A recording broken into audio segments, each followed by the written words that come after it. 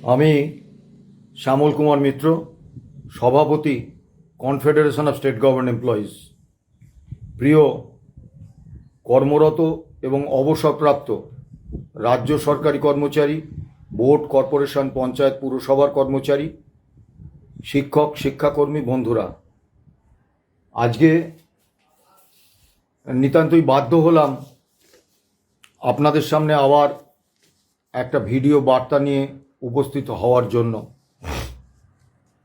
যেদিন মুখ্যমন্ত্রী নির্বাচনের কোড অফ কন্ডাক্ট শুরু হওয়ার ঠিক ৪৫ মিনিট আগে সুপ্রিম কোর্টের রায় মেনে রোপা 2009-এর বকেয়া ডিএ দেওয়ার ঘোষণা করলেন, তারপর থেকেই প্রচুর ফোন আসছে এবং গতকাল তৃণমূলের সাংসদ এবং confederation of state government employees and others versus state of West Bengal and others অর্থাৎ ডিএ মামলায় সরকার পক্ষের অন্যতম আইনজীবী কল্যাণ বন্দ্যোপাধ্যায়ের একটি বিবৃতি প্রকাশিত হওয়ার পরে এই ফোনের সংখ্যা প্রবলভাবে বেড়েছে।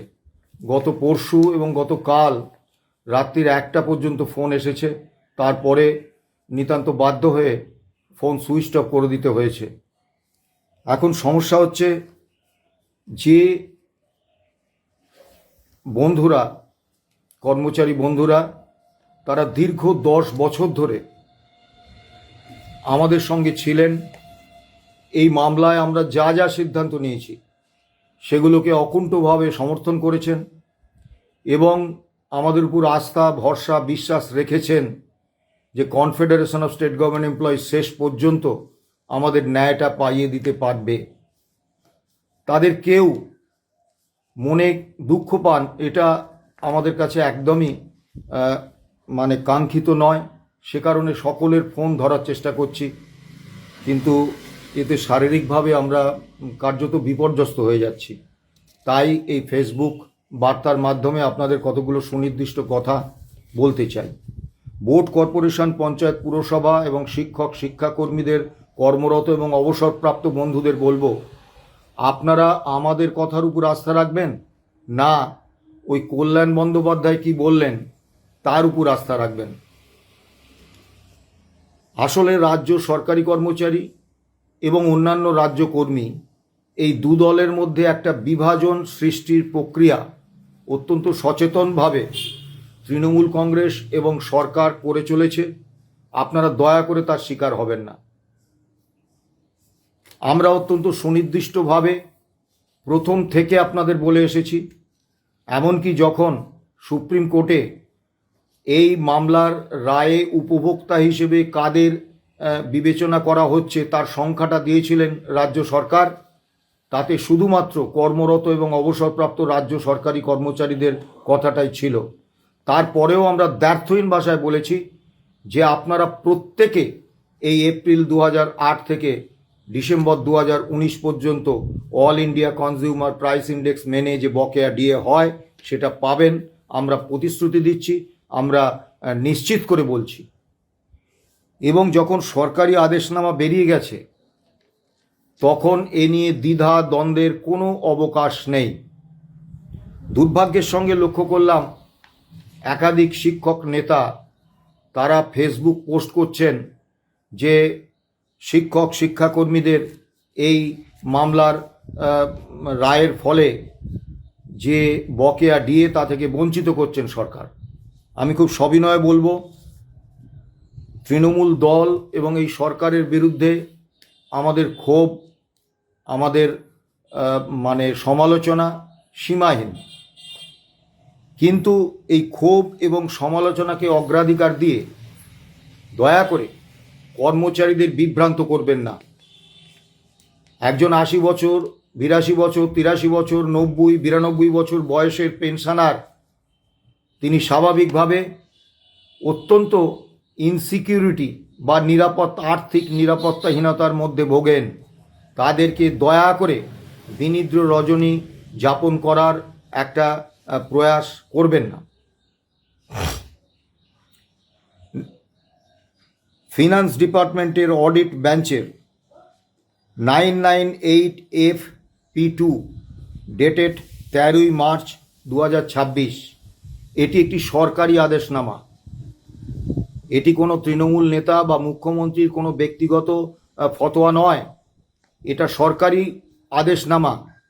এবং আপনারা জানেন একটা কথা আছে, হাকিম নড়ে হুকুম নড়ে না। কাজী সরকারি আদেশনামা যখন একবার বেরিয়ে গেছে তখন সেই আদেশনামা কার্যকর হবেই। এবং এই আদেশনামায় যা আছে যে বোর্ড, কর্পোরেশন, পঞ্চায়েত, পুরসভা, শিক্ষক, শিক্ষাকর্মী অর্থাৎ যারা গ্র্যান্ট ইন এডে বেতন পান তাদের জন্য সংশ্লিষ্ট ডিপার্টমেন্ট তারা মোডালিটিস ঠিক করবে এবং তাদের জন্য পৃথক অর্ডার বার করবে। আপনারা এই যাবৎ যে ডিএ পেয়ে এসেছেন বা ডিয়ারনেস রিলিফ পেয়ে এসেছেন, দেখবেন প্রত্যেক ক্ষেত্রে এই একইভাবে প্রথমে রাজ্য সরকারি কর্মচারী, অবসরপ্রাপ্ত এবং কর্মরতদের জন্য সরকারি আদেশনামা বেরিয়েছে এবং তারপরে একটা সরকারি আদেশনামায় আপনাদের জন্য সংশ্লিষ্ট ডিপার্টমেন্টকে অর্থাৎ শিক্ষক, শিক্ষাকর্মীদের জন্যে স্কুল এডুকেশন ডিপার্টমেন্ট বা হায়ার এডুকেশন ডিপার্টমেন্ট থেকে পৃথক অর্ডার বেরিয়েছে। এটাই নিয়ম। কাজেই আপনাদের মধ্যে কোনো দ্বিধা দ্বন্দ্ব থাকার প্রয়োজন নেই যে আপনাদেরকে এই সুফল থেকে সরকার বঞ্চিত করতে পারবেন। দ্বিতীয় বিষয়টা বলি যে সুপ্রিম কোর্ট বহু কর্মচারী বন্ধু, শিক্ষক, শিক্ষাকর্মী তারা আমাদের ফোন করে বলছেন যে আপনারা কেউ বলছেন এই অর্ডার যেটা রাজ্য সরকার বার করেছেন এটা তো স্পষ্টতই সুপ্রিম কোর্টের রায়কে সরাসরি লঙ্ঘন করা, সুপ্রিম কোর্টের রায়কে অবমাননা করা এবং সুপ্রিম কোর্টকে সরাসরি চ্যালেঞ্জ করা। তাহলে আপনারা কেউ বলছেন এই নির্দেশনামার বিরুদ্ধে স্টে চান, অর্থাৎ যাতে এই নির্দেশনামা স্থগিত থাকে এর ব্যবস্থা করুন। কেউ কেউ বলছেন আপনারা যে কন্টেম্প পিটিশন করেছেন সেইটা মেনশন করুন, দ্রুত এগিয়ে নিয়ে আসুন যাতে এই সরকার যে সুপ্রিম কোর্টের রায় মানছেন না সে বিষয়ে কঠোর পদক্ষেপ সুপ্রিম কোর্ট নেন।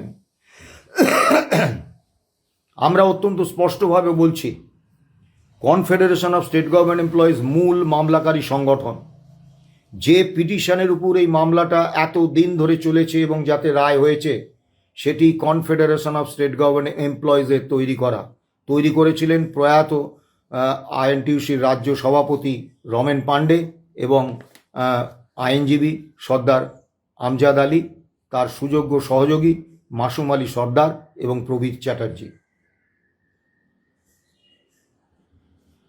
আমরা জানি দীর্ঘদিন ধরে আপনারা লক্ষ্য করবেন সুপ্রিম কোর্টে যখন মামলা দিনের পর দিন তারিখ পে তারিখ হচ্ছে তখন সমাজ মাধ্যমে বহু বিদগ্ধ মানুষ আমাদের তীব্র সমালোচনা করে লিখেছিলেন, লেখাটাকে অভ্যেস করে ফেলেছিলেন যে বিকাশ ভট্টাচার্য, ফিরদৌস শামীম, শ্যামল কুমার মিত্র এবং মলয় মুখার্জি নবান্নের 14 তলার সঙ্গে একটা সেটিং করে মামলাটাকে শুধু ডিলে করিয়ে দিচ্ছে। আমরা কোনো প্রতিক্রিয়া দিইনি, কারণ আমরা জানতাম সত্য একটা সময় সামনে আসবে।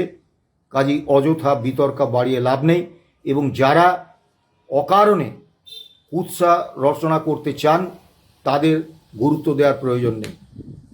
আবার জানেন সুপ্রিম কোর্টে যখন মামলা প্রায় শেষ পর্বে তখন একটি সংগঠনের পক্ষ থেকে দাবি উঠেছিল, তারা এই মামলায় যুক্ত, প্রথম দিন থেকেই যুক্ত ছিলেন। তারা তাদের সাবমিশনে তারা দিয়েছিলেন যে 4 বছরের বকেয়ার টাকা অর্থাৎ রোপা 2019-এর সরকার আমাদের দেননি সেইটা আবেদনে ঢোকাতে, 17% সুদ বকেয়া টাকার উপর ঢোকাতে এবং রোপা 2019-এ ডিএর প্রসঙ্গ আনার বিষয়টা ঢোকাতে। আমরা তা করিনি এবং এ কারণে একজন অবসরপ্রাপ্ত কর্মচারী নেতা তিনি সমাজ মাধ্যমে ধারাবাহিকভাবে লিখে গেছেন যে এরা কর্মচারীদের সঙ্গে বিশ্বাসঘাতকতা করছে, সরকারের সুবিধে করে দিচ্ছে। সরকার যখন সুপ্রিম কোর্ট যখন বলেছেন অল অ্যাসপেক্টে তারা আলোচনা করবেন, তখন এই দাবিগুলো পিটিশনে ঢুকিয়ে দিলে তো সহজেই এই দাবিগুলো আদায় হয়। আমরা কারও কোনো প্রতিক্রিয়া দিইনি, কারণ আমরা জানতাম যে মামলায় পিটিশনে যা দাবি করা হয় তার অতিরিক্ত একটি শব্দ পিটিশনে ঢোকানো যায় না। তার অতিরিক্ত একটি দাবি চাইলে মামলাটা ভণ্ডুল হয়ে যায়। সে কারণে আমরা কর্মচারীদের প্রত্যাশাকে গুরুত্ব দিতে গিয়ে মামলাটাকে শেষ করে দিতে চাইনি। আজকে সুপ্রিম কোর্টের রায় প্রকাশ হওয়ার পরে নিশ্চয়ই আপনারা দেখেছেন যে সুপ্রিম কোর্টের রায় কিন্তু আমাদের বক্তব্য যে সঠিক সেটাই কিন্তু প্রমাণিত হয়েছে।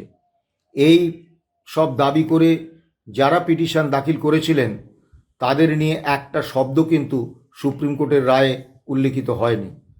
সেই একই অভিজ্ঞতা থেকে আমরা অত্যন্ত সুনির্দিষ্টভাবে বলছি যে এই রায়টার, এই অর্ডারের যে 997 FP2 ডেটেড 13 মার্চ 2026, এই রায়ে অত্যন্ত সুনির্দিষ্টভাবে বলা আছে সুপ্রিম কোর্টের রায় মেনে এই অর্ডার হচ্ছে। এবং গত 20 ফেব্রুয়ারি, 28 ফেব্রুয়ারি, 3রা মার্চ সুপ্রিম কোর্টে ঠিক করে দেয়া মালহোত্রা কমিটির সুপারিশ মেনে মালহোত্রা কমিটির সঙ্গে আলোচনা করে আমাদের রাজ্যের অর্থ সচিব এবং মুখ্য সচিব তারা আলোচনা করে এই নির্দেশগুলো বার করেছেন।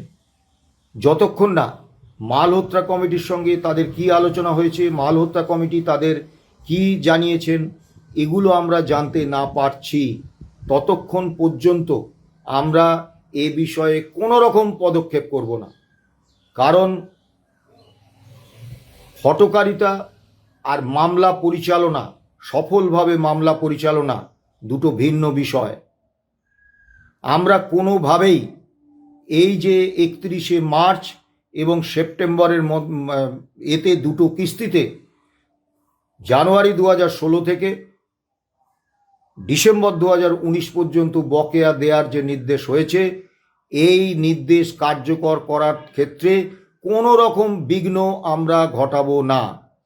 15ই এপ্রিল রাজ্য সরকারের কমপ্লায়েন্স রিপোর্ট দেওয়ার কথা, সেদিন আমরা সম্ভবত জানতে পারবো যে মালহোত্রা কমিটি কি রিপোর্ট জমা দিয়েছেন মহামান্য সুপ্রিম কোর্টে এবং মালহোত্রা কমিটি কি বলেছেন। কারণ এখানে সবথেকে গুরুত্বপূর্ণ হচ্ছে মালহোত্রা কমিটির রিপোর্ট। মালহোত্রা কমিটি যদি সিদ্ধান্ত নিয়ে থাকেন যে এইভাবেই ডিএর মডালিটিসটা ঠিক হবে, তাহলে সেটা আমাদের মেনে নিতে হবে। কিছু কর্মরত কর্মচারী আমাদের কাছে বলেছেন যে তাদের টাকাটা প্রভিডেন্ট ফান্ডে ঢুকিয়ে দিচ্ছে, এর বিরুদ্ধে আপনারা সুপ্রিম কোর্টে করুন। সুপ্রিম কোর্টের নির্দেশে তো এরকম কোনো কথা বলা নেই। আমি আবারও ওই একই কথা বলবো, প্রভিডেন্ট ফান্ডে ঢুকলেও আপনাদের টাকাটা কিন্তু আপনারা পাচ্ছেন। এখন এই ইস্যুতে সুপ্রিম কোর্টে কোনো রকম আইনি ব্যবস্থা নেওয়ার আবেদন জানিয়ে আমরা অনাবশ্যক জটিলতা তৈরি করতে চাই না। কারণ যদি কোনো কারণে এই সুযোগকে কাজে লাগিয়ে সরকার এই দেওয়ার বিষয়টা, অর্থাৎ এই পেমেন্টের বিষয়টা আটকে দেন সাবজুডিস বলে, তাহলে কিন্তু আমরা বড় ক্ষতিগ্রস্ত হব। সোজা কথায় বলি, মুখ্যমন্ত্রী মমতা বন্দ্যোপাধ্যায় আমাদের দিকে একটা লোফা বল ছুঁড়ে দিয়েছেন, প্ররোচনা দিয়েছেন যাতে আমরা 6 মারার চেষ্টা করি। 6 মারলে আমরা আউট হয়ে যেতে পারি। কাজেই সেই প্ররোচনায় আমরা পা দেব না। আমরা সুনির্দিষ্টভাবে সকলকে বলছি যে এপ্রিল 2008 থেকে নভেম্বর 2019 পর্যন্ত এই বকেয়া ডিএ পাইয়ে দেওয়ার দায়িত্ব আমাদের কনফেডারেশন অফ স্টেট গভর্নমেন্ট এমপ্লয়িজের। আপনারা দয়া করে বিভ্রান্ত হবেন না। কারুর কথা শুনে কোনো কল্যাণ বন্দ্যোপাধ্যায়, কোনো শিক্ষক নেতা, বিজ্ঞ শিক্ষক নেতা, তাদের কথা শুনে আপনারা একবারের জন্যও ভাববেন না যে এই টাকা থেকে আপনারা বঞ্চিত হবেন। এবারে অনেকে প্রশ্ন করছেন যে এপ্রিল 2008 থেকে ডিসেম্বর 2015 পর্যন্ত এই টাকাটা যে রাজ্য সরকার এখন আটকে দিলেন না, এটার বিরুদ্ধে আপনারা আদালতে যান না। সেটাও আমরা এখন যাব না। তার কারণ হচ্ছে, আমরা বারবার বলছি যে সুপ্রিম কোর্ট মালহোত্রা কমিটি তৈরি করে দিয়েছেন এই payment of DA and dearness relief for the period April 2008 to December 2019। এইটা সুপ্রিম কোর্ট তাদেরকে নজরদারি এবং তাদেরকে এই পেমেন্টের বিষয়টা দেখভাল করার দায়িত্ব দিয়েছেন। কাজেই মালহোত্রা কমিটি এই প্রভিডেন্ট ফান্ডে রাখার ব্যাপারে সহমত হয়েছে কিনা, রিপোর্ট দিয়েছে কিনা, এটা আমাদের জানতে হবে। এবং প্রভিডেন্ট ফান্ডে আপনাদের টাকাটা যখন ঢুকছে তখন টাকাটা আপনাদেরই থাকছে।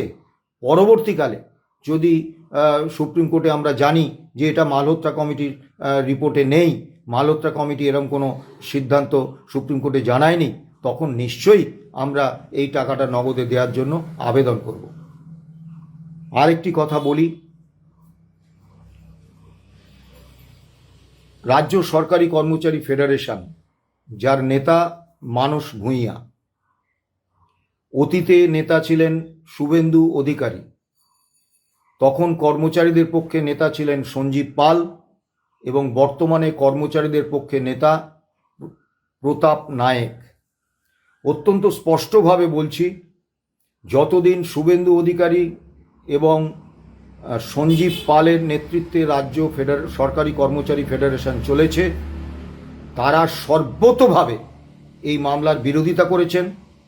এবং এই সঞ্জীব পাল বিভিন্ন দপ্তরে দপ্তরে গিয়ে বলেছেন মামলাটা সরকারের বিরুদ্ধে, আপনারা এই মামলায় কোনো রকম আর্থিক সাহায্য বা অনুদান দিলে ব্যাগ গুছিয়ে রাখুন, উত্তরবঙ্গে যেতে হবে। এবং তারপরে মানস ভূঁইয়া এবং প্রতাপ নায়েকের নেতৃত্বে রাজ্য সরকারি কর্মচারী ফেডারেশন ভয়ঙ্করভাবে এই মামলার বিরোধিতা করেছেন এবং কর্মচারীদের কাছে এই বার্তা পৌঁছে দিয়েছেন যে এটা যেহেতু সরকার বিরোধী মামলা, তাহলে এই মামলায় কোনো রকমভাবে কোনো সাহায্য করা যাবে না। এবং তাতে বলতে দ্বিধা নেই, আমাদের আর্থিক অনুদান সংগ্রহের কাজটা ব্যাপকভাবে বিঘ্নিত হয়েছে।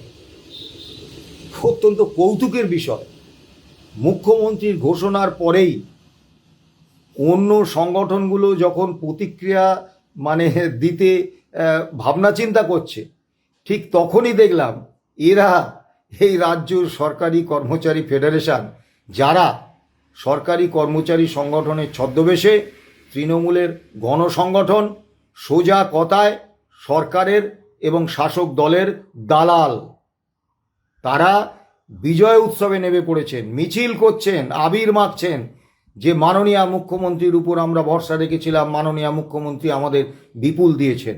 আমরা অত্যন্ত স্পষ্টভাবে বলছি, মানস ভূঁইয়া এবং প্রতাপ নায়েক জুটিকে আপনারা দীর্ঘদিন ধরে মুখ্যমন্ত্রীর উপর আস্থা রেখেছেন, ভরসা রেখেছেন, বলেছেন মুখ্যমন্ত্রী আমাদের সমস্ত দাবি দাওয়া মিটিয়ে দেবেন, তার উপর আপনারা ভরসা রেখেছেন।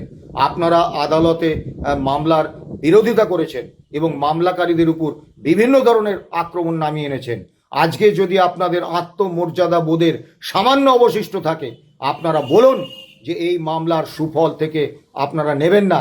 আপনারা মমতা ব্যানার্জি অর্থ সংকটে জর্জর, তাকে সুরাহা দিতে এপ্রিল 2008 থেকে ডিসেম্বর 2019 পর্যন্ত যে বকেয়া ডিএ আপনারা নেবেন না, বলুন।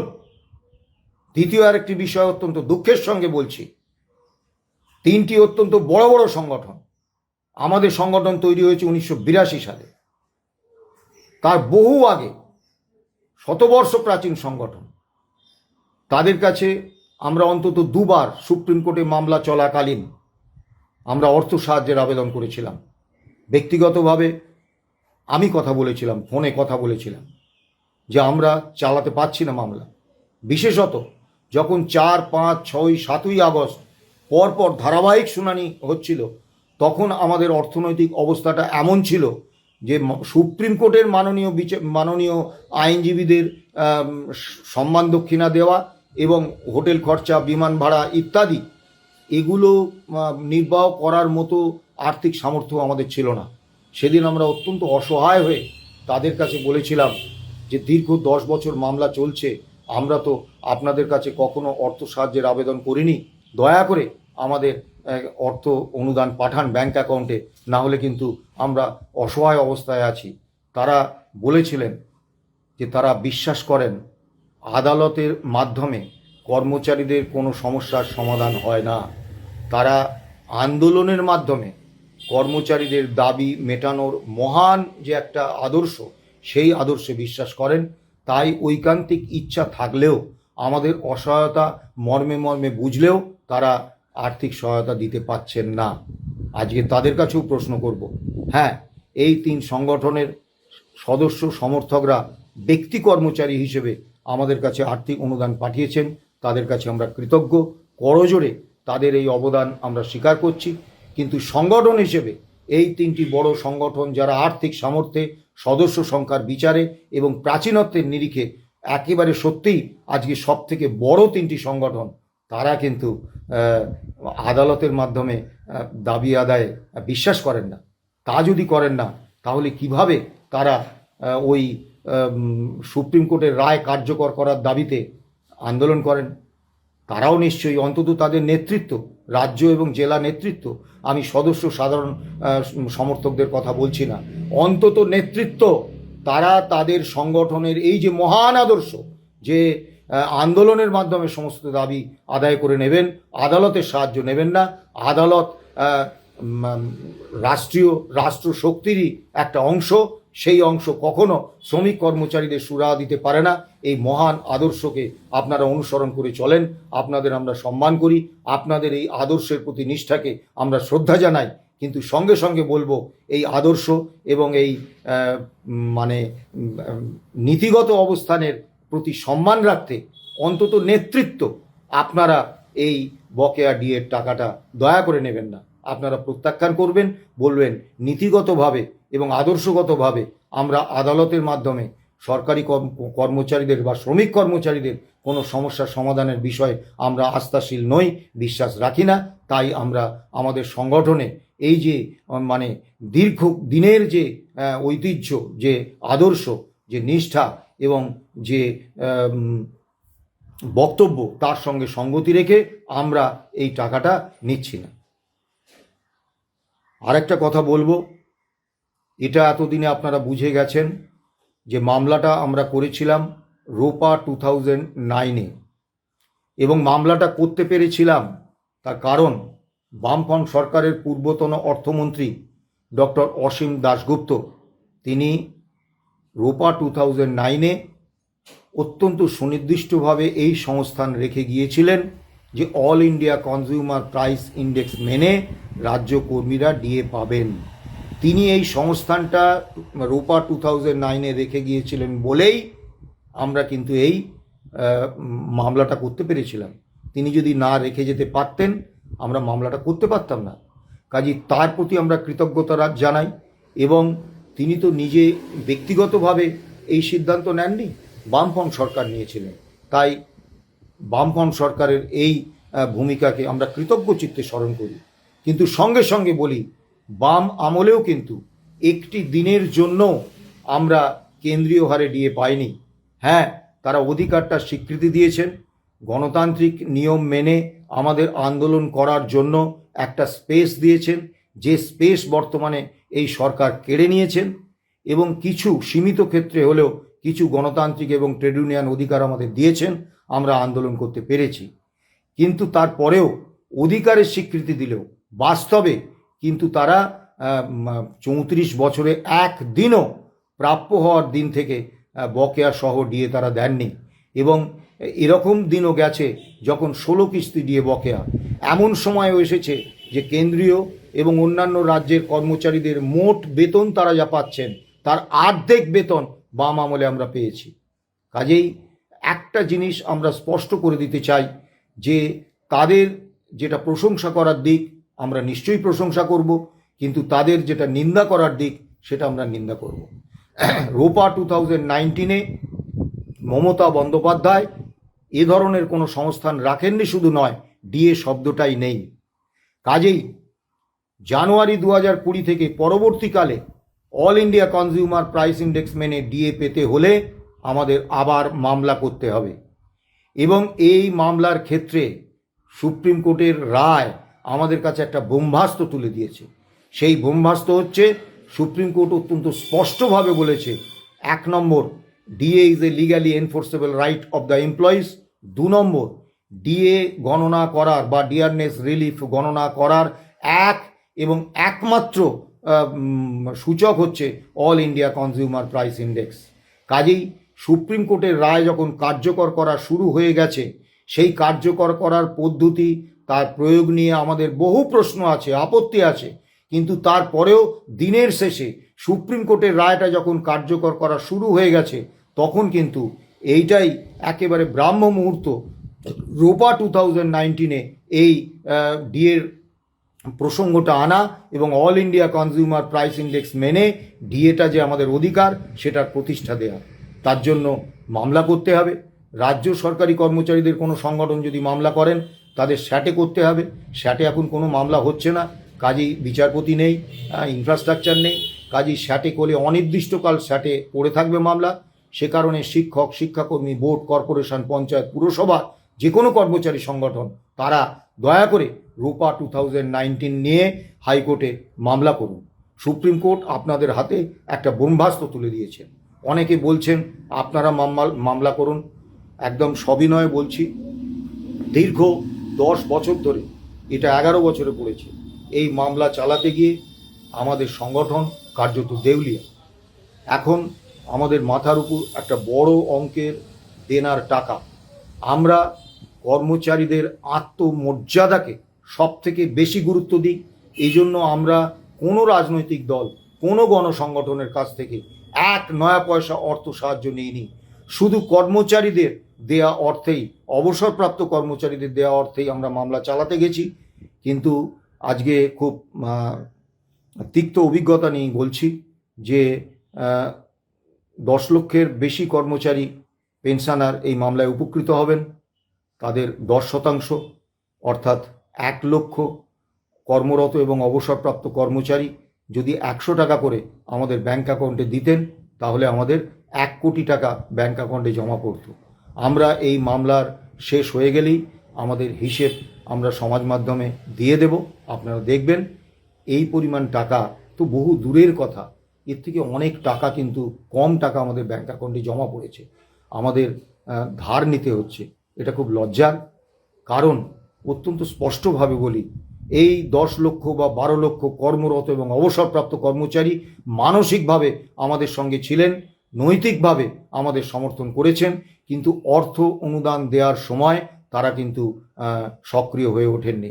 শুধু তাই নয়, সীমিত কিছু কর্মচারী, তাদের সংখ্যা খুব বেশি নয়, তারাই কিন্তু অবসরপ্রাপ্ত কর্মচারী, শিক্ষক, শিক্ষাকর্মী, তারা ধারাবাহিকভাবে আমাদের অনুদান দিয়ে গেছেন এবং সেই অনুদানের টাকাতেই, এবং বারবার, যেহেতু অন্য বেশিরভাগ কর্মচারীরা এগিয়ে আসেননি, তাই তাদেরই বারবার দিতে হয়েছে।